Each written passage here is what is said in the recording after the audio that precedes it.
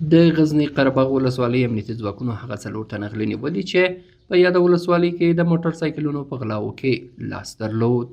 د دغه ولسوالۍ امنیتي مسؤلین وایي یاد کسان د کشفي او استخباراتي معلوماتو پر بنسټ نیول شوي او له هغوی سره شپږ د غلا شوي موټر سایکلونه هم بیرته ترلاسه شوي دي.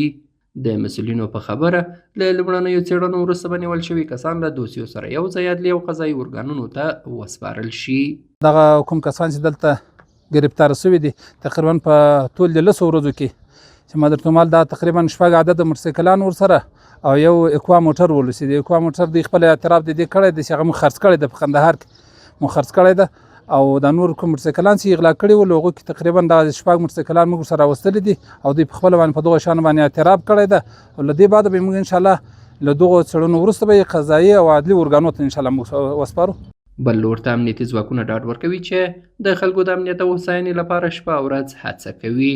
دوی له خلکو هم غواړي چې د امنیت د لا ټینګښت په موخه له امنیتي ځواکونو سره همکاري وکړي. د قره باغ ولسوالۍ قدرمن او عزتمن ولس ته ډاډ ورکوو چې که شپه وي که ورځ وي که غرمه وي هر وخت وي موږ د دې ولس په خدمت کې یو او هغه کسان چې د دې نظام تخریب کوي یا د دې نظام او د ولس تخریب کار وي هغه مو گرفتار کوو او ان شاء الله د اسلامي شریعت منګولو ته بسپارو.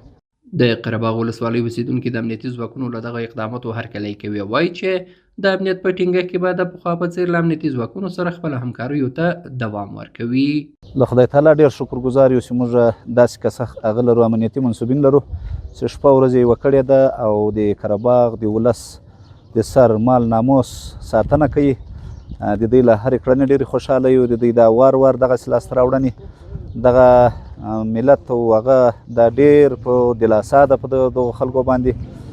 بیا له امنیه قمندانۍ ولسوالۍ مقام له ټولو امنیتي منصوبینو کې مننه کوو چې همیشه یې ستړې کړي دي.